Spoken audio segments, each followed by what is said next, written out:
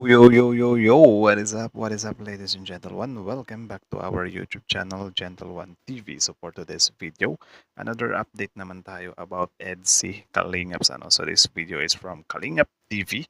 So it has a title of Hala, Viancy, umiyak siya ang dahilan at EDC dumating na.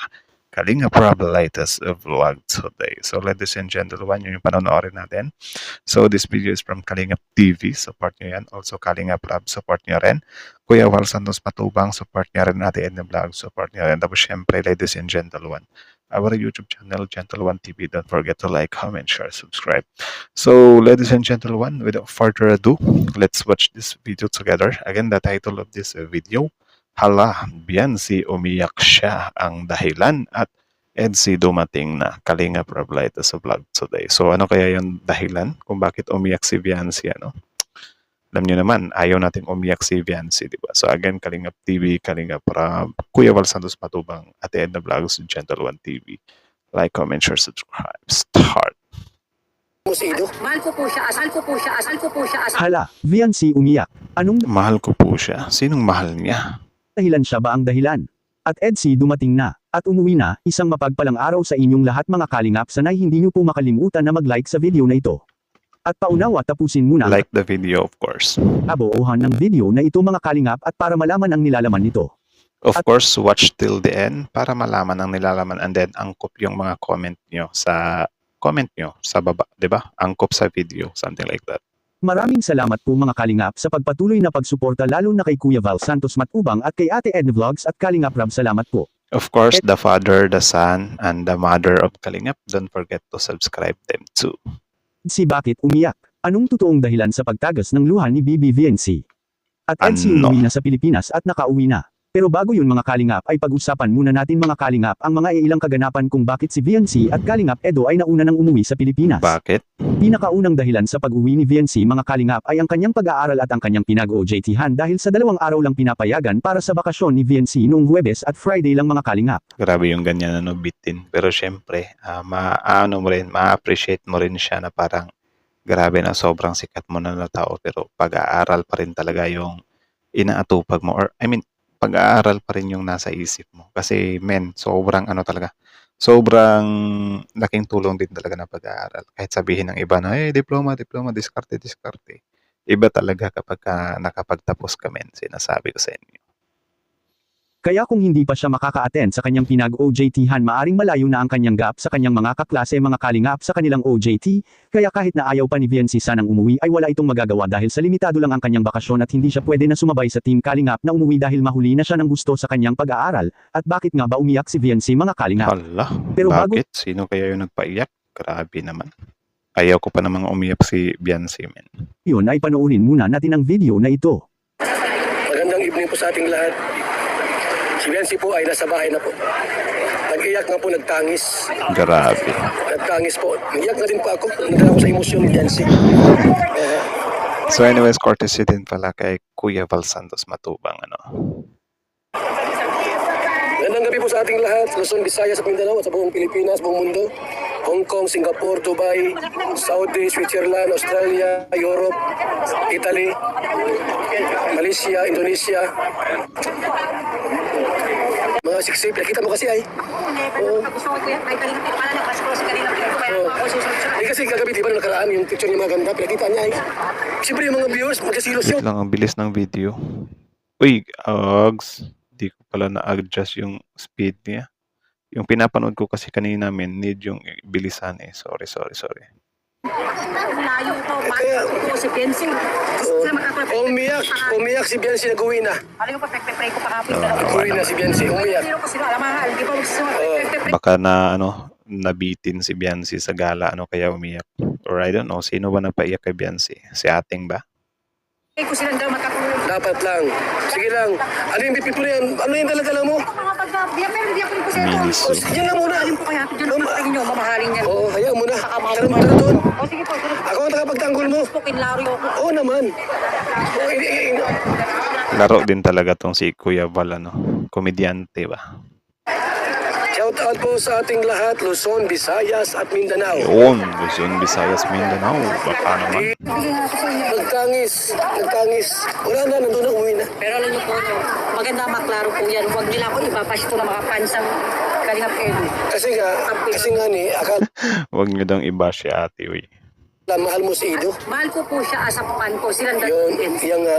O diba? Grabe ko yung Ano? Mahal na sa- Grabe yung... Dami. Huwag nila ako ibabash ito Mahal ng na mga sa- pansang Kalingap Edu. Kasi nga ni, akala mahal mo si Ido. Mahal ko po siya as a fan ko. Silang Yun, dalawa. yan nga. O diba? Mahal as a fan. Ano ba kayo? Ba't nililiteral nyo? Ganyan naman talaga, di ba? Yung fan kasi or pagiging fan or I mean, di ba fan tayo ng isang tao? Automatic na yan, mahal din natin yung isang tao. Di ba? Hindi siya literal. Like for example, ang akala natin dati, yung I love you is para lang sa jowa. Pero nagkakamali tayo. Pwede pala tayo mag-I love you sa tatay natin, sa nanay natin, sa lolo, sa lola, sa kapatid. 'Di ba? Sa atin, nakakader lang tayo mag-I love you sa mga jowa natin eh, 'di ba? Di pala yun ganon. Grabe ko yung bash nila ako. Sobrang makikita mo.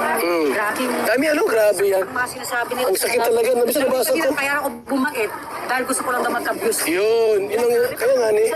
For what? Di ba gusto? Di ba tayo pag-idol ko po sa Facebook dahil idol nga natin. Hindi Oo. ako pagkakaperahan eh. May isa pang reactor. Uy, may nagtumin dito oh. Kuya Bal, huwag ka maniwala kay Joanna. Budol yan. Ayaw mo naman kayong gayaan. Grabe naman kayo mang... I-hide ko Si Starrox yan, di ba? Joanna. kayo. Huwag naman kayong gayaan. Mabait yan. Kaya ano ako nagpa-pumunta ko dito parang for the grace ka magkapera. Paano? Di ba pagkakaido po po sa Facebook? Alam mo ate. Habol ang pera. Alam mo, di ba nung nakarang gabi, yung mga lumang picture niya, yung sexy niyang katawan, pinakita mo kasi ay. All picture lang po yung parang agam niya. Siyempre, maraming naiingit. May mga Si Starrox ba, parang ano siya, para siyang action star, min.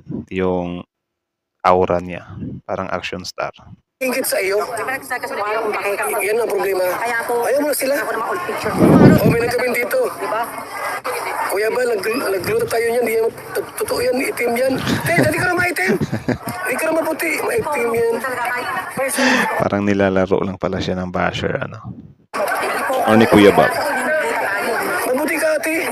Tinutukso ba? Huwag kayong gayaan. Ba't po yung nagluto tayo? Masyado kayong basing kay... Huwag niyong ibaba si Joanna. Te, alam mo ito, binabas din yan. Binabas din ito kay PWD.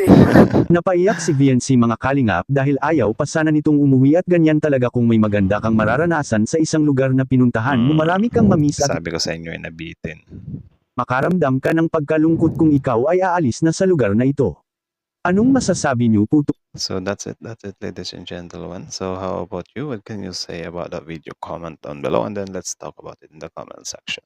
So again, that video is from Kalingap TV. Support nyo yan. Also, ladies and gentlemen, our YouTube channel, Gentle1 TV. Don't forget to like, comment, share, subscribe. Kalingap Rob din, subscribe nyo rin. Kuya Bal Santos Matubang, Ate Edna Vlogs. So that's it, ladies and gentlemen. So kayo na masasabi nyo doon? Comment down below. So yun pala yun, min. Nabitin pala si Viancy, which is understandable naman yun. Diba? Na parang, men, especially kapag kaibang bansa, ano talaga, mabibitin ka nga sa ano eh, sa mga mall lang eh, 'di ba? Na parang, uy, halimbawa, gagala ka sa mall mga 30 minutes or 1 hour lang, mabibitin kami, sinasabi ko sa inyo. Pero itong ganito sa ibang bansa. Ako nga dati nakapunta akong El Nido, Palawan, kahit na 2 days or 3 days kami doon, nabitin nga ako eh. 'Di ba? Like, man, parang ang sarap bumalik doon. Ang sarap bumalik doon. Sobrang nakaka-relax talaga. Or siguro dahil kapag nagbabakasyon ka kasi, men, maiiwan mo din yung problema mo sa kung saan ka galing sa bahay mo, something like that. But like, makakalimot ka talaga.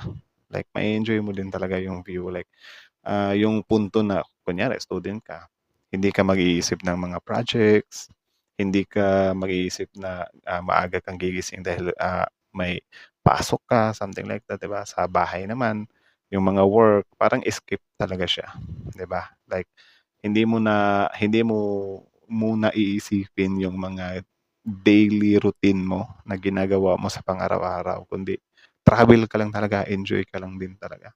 Eh, sinasabi ko sa inyo, ang sarap mag-travel. Kaya kayo, habang bata pa kayo, mag-travel kayo, mag-ipon kayo. Huwag kayong ano na sayang yung pera sa travel. Mas maganda yung feeling mo na nakakalabas ka sa probinsya mo, sa lugar mo. Mas masarap yung feeling, sinasabi ko sa inyo. Like, mabibitin ka talaga. Especially, yung first, ano ko kasi, first labas ko is Palawan. 'Di ba? So, sobrang nabitin talaga ako. Man. Like, sus, kung pwede lang isang buwan doon, 'di ba? Why not? Pero syempre, hindi muna ako babalik doon. Baka next time is Siargao muna, ano. So, yun lang naman, naiintindihan ko si Beyonce kasi parang merong ganyang feeling talaga na kapag ka nabibitin ka, biglang malulungkot ka talaga. So, yun lang naman, yun lang naman. So, akala ko kasi ano eh, si ate din, kudos din sa kanya. Sobrang, ano niya, nakakatawa niya, ano siya, jolly siya, jolly. So, again, that's it, ladies and gentlemen. So, Kalingap TV, subscribe nyo yan. Kalingap Rab, Kuya Bal Santos Matubang, Ate Edna Vlogs, and then, ladies and gentlemen, Gentle One TV. Don't forget to like, comment, share, subscribe. Gentle One TV is out.